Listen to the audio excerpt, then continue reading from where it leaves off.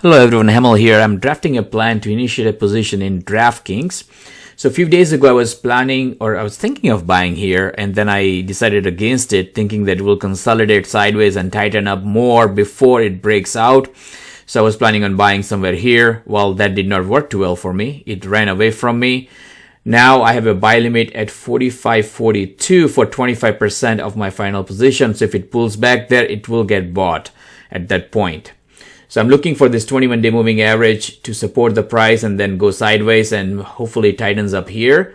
That will provide it a better launching pad for it to launch upwards. As we can see, when it broke out, it was higher than average volume. All the last few green bars are higher than average and the red ones are below average. So we'll see if it pulls back that far. If it does not, then I'll continue to monitor and I will decide at an alternative entry. Now, no stop here. I'm okay with this being a longer term investment or a swing trade or just a trade for a few days.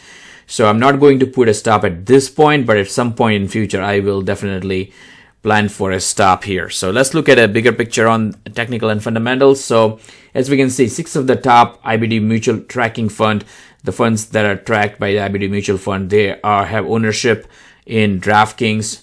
And these are pretty good performing funds year over year.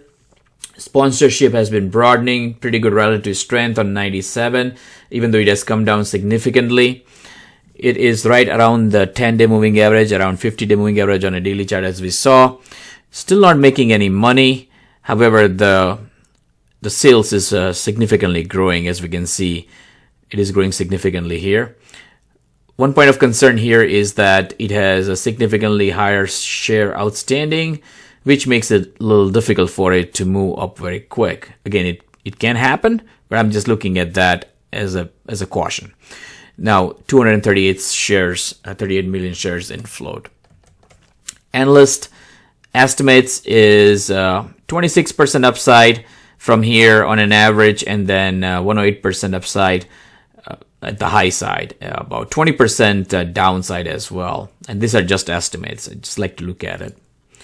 Earnings, so like I said, it's not going to be positive for a while. However, if the sales grow significantly and if they can better control operations, this could turn into positive earnings down the road. So we'll have to wait and see.